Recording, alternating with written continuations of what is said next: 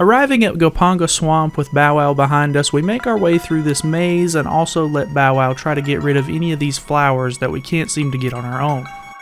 Watch out for these jumping piranha fins, as they're only going to be able to be attacked once they jump out of the water, which is kind of just getting the timing right. It's not too hard, just kind of stay back and wait for the right opportunity.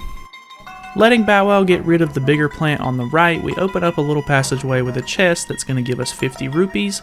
Other than that, you're pretty much done here, and we'll head to the entrance of the Bottle Grotto. Immediately upon entering the grotto, we see a chest that we can't seem to get to because there's a lot of pots in the way, which is a pretty clear indication that we're going to get the item that lets us pick up these pots. Other than that, you keep progressing through the rooms and kind of make sure that you light up anything that has the magic powder or anything that's just going to be in your way to try to get any sort of the small keys that are going to be littered out through some of these rooms. Try to watch out for some of the enemies. They're not too crazy, but sometimes they can be a little tricky. With this dungeon, I kind of want to try something different. Instead of guiding you through every single room and holding your hand, I feel like some of this stuff is self-explanatory, so I kind of want to just go over some of the key highlight moments, like in this room specifically. There's the shy guy. I actually didn't realize how to kill this thing until way later in the dungeon, but you basically just have to turn your back to him and get right up next to him, and then hold down the sword button, so that way you do the back like swing attack, and then it'll take care of the shy guy and get rid of him, and it'll drop down a chest. So just some small little tips here and there. I don't want to guide you guys through the entire thing because, like I said, some of it's self-explanatory, and I'll just go over some of the key spots. If by chance you want to get the stone beak, which is completely optional in all of the dungeons, from the entrance, kind of stick to the far left as much as possible, and then you'll enter a room with some blade traps. Get rid of the bats, and then it'll open up the door to the top. Jump over the little gap, and you'll see the chest, and it'll have the stone beak in it. This is basically just going to give you those little statues that give you small little hints here and there, but completely optional. You don't have to get this if you don't want to. Moving back to the right path, though, you'll eventually come across this room where there's this little light colored crystal. Depending on which color the crystal is, depends on which of the colored blocks is going to be raised in the position.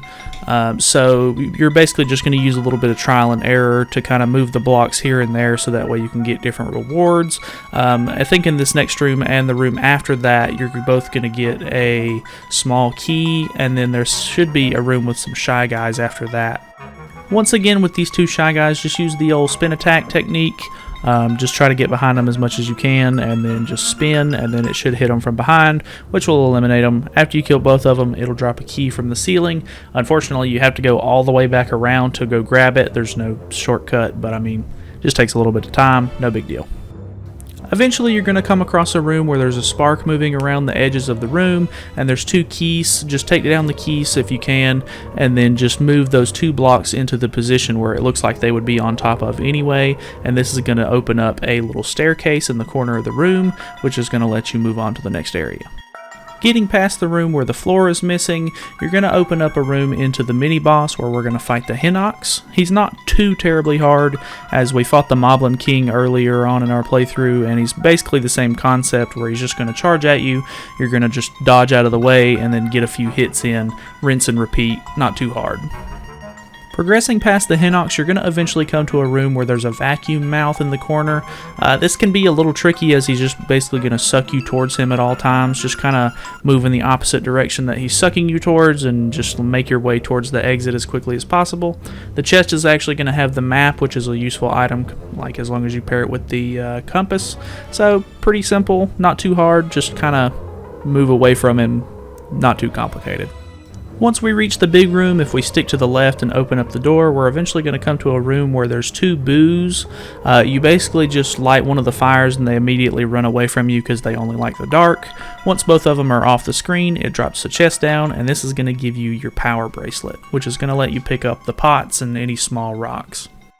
Making our way through this long room, you can use the power bracelet to pick up these pots to kind of throw at those colored crystals to kind of swap the pieces back and forth. And don't forget to use your roc's feather to jump the gaps when you need to. No big deal. Using one of our small keys on the farthest right door, we open up into a room where there's 2 Pole's Voice and a red Zol hopping around. Use the pots to get rid of the Pole's Voice if you can, because I don't think there's any other way to kill these Pole's Voice that I can tell. Once you get rid of all the enemies in the room, there should be a staircase that will open up in the top right corner. In this second side-scrolling room of the dungeon, we're going to take one of the pots and get on top of the second little, I guess you call it a platform. You'll see a face that shows up on it if you don't have the pot. You just aren't heavy enough, so grab one of the pots with the power bracelet and it'll let you like fall all the way down and get to the next area. This staircase is going to lead us up to the boss door, but we don't have the nightmare key yet, and there's a couple of other rooms I'd like to go over first, so let's backtrack a little bit, and we'll come back to this in just a minute.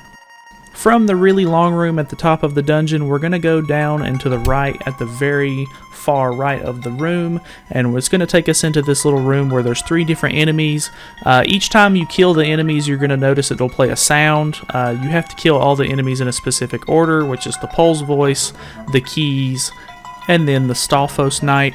After you do that, it's going to drop down a chest from the roof. You open it up, and that's going to give us the nightmare key so we can eventually go and fight the boss. And of course, very quickly, we're going to head back to the very first room of the dungeon and open that chest, just because you're probably curious. And it gives you 50 rupees, which isn't too bad. Free 50 rupees, oh well. Then we're going to immediately go back to the boss room. Hopping over to the boss door and unlocking it, we walk in and we see a jar sitting on the ground, and we eventually start our battle with Genie. This fight isn't too terribly complicated, and he even gives you a little bit of a tip when you're in the middle of it, but he's going to throw these fireballs at you, and then once he runs out, he retreats back into the jar. You knock it over, and then he even tells you, like, hey, you can't break the jar with your little sword, so you basically just use the power gauntlet to throw it up against the wall, and it'll put a crack in it. Do this 3 different times, and then it's going to eventually break open, and then he won't have anywhere to retreat to. Starting this next phase of the fight, he's basically just going to make a clone of himself, which are both unhittable, and then he's going to spin around you in a circle. Then he's going to teleport to one side of the room, and then he's going to try to throw this gigantic fireball at you, and if you are too far away from it, it'll actually follow which direction you're moving. So just kind of try to dodge it the best you can and come in for one hit, and then he's going to go back to spinning around in circles. Do this a couple of times, and then eventually you'll beat him. It kind of threw me off at first because I felt like I was supposed to be doing something else, because you have to hit him like 4 or 5 times just to end the fight, and it seemed like a little bit more than usual, so just keep going and eventually you'll get it.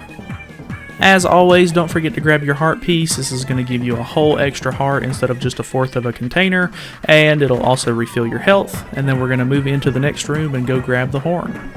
Once you grab the conch horn, it's going to play a sweet little melody of the Ballad of the Windfish, but it plays it in its own little horn sounds, and then after that, the screen will turn white and tell you that the next place you need to go is to the prairie. So yeah, that's pretty much it for this video. Thank you guys so much for watching. Hope this helped any of you out, because I mean, there was a couple of sections in this dungeon where I had a little bit of trouble, but nothing too crazy. As long as you kind of stick with it, it's not overly complicated. But yeah. Anyways, I'll see you guys in the next video. Thanks you guys for watching.